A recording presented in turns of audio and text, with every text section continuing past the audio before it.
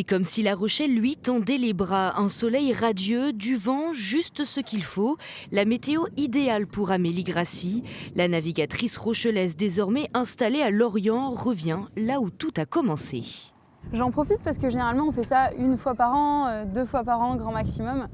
Mais là c'est un plaisir en tout cas de revenir à La Rochelle avec mon nouveau bateau. C'est quand même sur le plan de Rochelet que j'ai appris à faire du bateau par moi-même.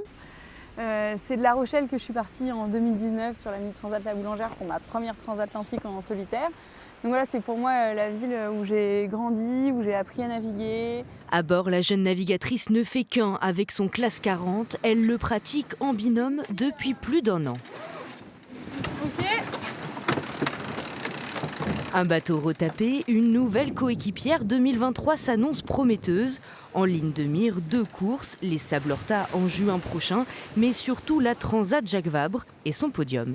Là, on est sur une année un peu clé pour le projet. Ça fait 1 an et demi qu'on navigue, 2 ans au moment du départ de la Jacques Vabre.